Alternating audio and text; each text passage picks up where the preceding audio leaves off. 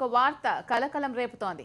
శశికళ గురించి జయ చెప్పిందంటూ కొన్ని కథనాలు తాజాగా వెలుగులోకి వచ్చాయి. 2011లో శశిని అమ్మ ఎందుకు దూరం పెట్టారు? ఆ తర్వాత ఎందుకు దగ్గరకు తీసుకున్నారు? మళ్లీ పోయస్ గార్డెన్లోకి అడుగు పెట్టడానికి స్నేహితురాలికి జయలలిత పెట్టిన షరతులు ఏంటనేది సంచలనం రేపుతున్నాయి.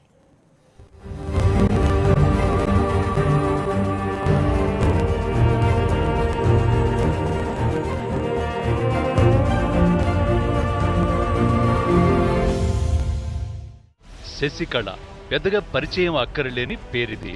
జయతో ఆమె స్నేహం 33 ఏళ్లు. పొరచి తలేవిని అక్కగా పిలిచే శశికళ అమ్మ ప్రాణ స్నేహితురాలిగా, నెచ్చెలిగా, ఆంతరంగికురాలిగా గుర్తింపు పొంది జయ బతికున్న రోజుల్లోనే నేతలు కార్యకర్తలతో చిన్నమ్మ అని పిలిపించుకున్నారు. అమ్మలేని అన్నా డిఎంకేకు ఆ చిన్నమ్మే ఇప్పుడు పెద్దమ్మగా మారారు. పార్టీకి పెద్ద దిక్కయ్యారు. ఏమాత్రం వ్యతిరేకత లేకుండానే పార్టీ పగ్గాలు చేపట్టారు.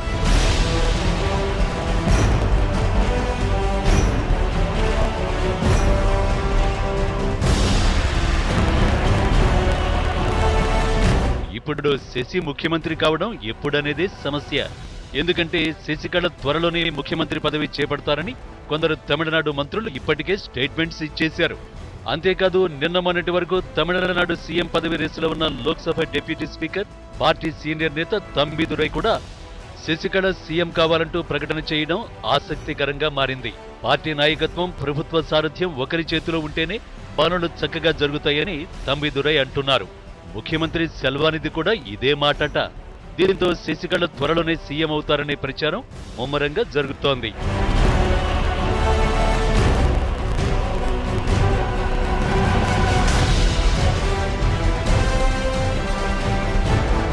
ఒక వరలో రెండు కత్తులు ఇమడలేవనేది అన్నాడీఎంకే నేతలు ప్రస్తుతం చెబుతోన్న సామెత.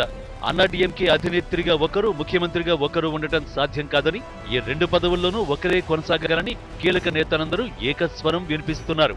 చిన్నమ్మ మరో 10 రోజుల్లో ముఖ్యమంత్రి పీఠమెక్కే అవకాశాలు పుష్కలంగా ఉన్నాయని తమిళనాడు రాజకీయ వర్గాలు అంచనా వేస్తున్నాయి. ఈ నెల 4 నుంచి 9 వరకు ఎమ్మెల్యేలతో శశికళ భేటీ అవబోతున్నారు. ఆ తర్వాత శశికళ సీఎం పదవి బాధ్యతలు చేపట్టే అంశంపై ప్రకటన వచ్చే అవకాశం ఉందని సమాచారం. అంటే త్వరలోనే అమ్మ పార్టీ మొత్తం చిన్నమ్మ చెప్పు చేతుల్లోకి వెళ్లిపోతుందన్నమాట.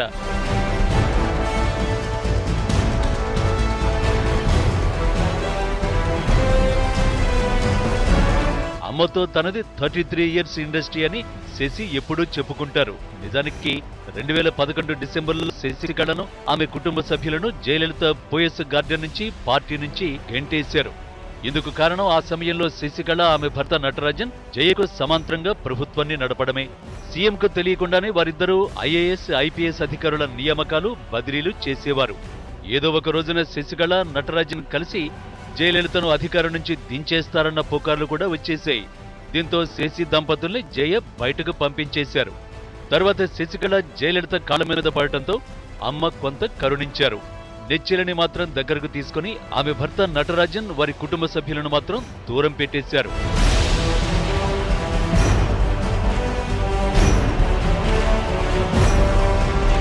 అయితే 2011లో శశిని దూరం పెట్టడానికి, ఆ తర్వాత దగ్గర తీసుకోవడానికి గల కారణాలను జయ ఒకే ఒక వ్యక్తికి చెప్పారు.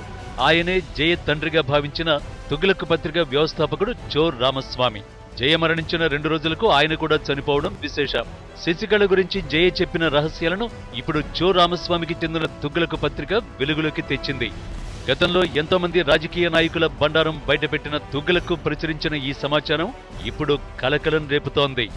భార్యాభర్తలిద్దరూ తన అంతం చూడటానికి ప్రయత్నించారని, అందుకే వారిని బయటకు పంపించేశారని జయలలిత చో రామస్వామికి చెప్పారట. శశికళ తన షరతులకు అంగీకరించడంతోనే మళ్లీ పోయస్ గార్డెన్లోకి అనుమతించానని జయ అసలు విషయం చెప్పారట. అంతేకాదు శశికళ అమ్మకు ఓ అగ్రిమెంట్ కూడా రాసిచ్చారట. జీవితంలో ఎప్పుడూ రాజకీయాల జోలికి రానని, తన కుటుంబ సభ్యులను సైతం రాజకీయాలకు దూరంగా పెడతానని అగ్రిమెంటులో రాశారట.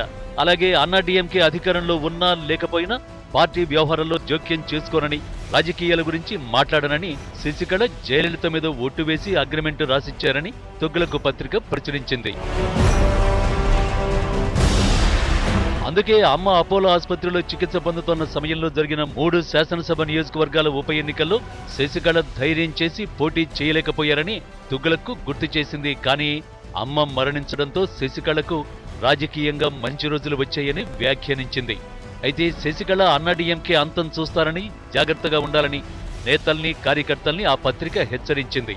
ఇప్పటికైనా అన్నాడీఎంకే నాయకులు చిన్నమ్మ భజన చేయడం మానుకోవాలని హితవు పలికింది.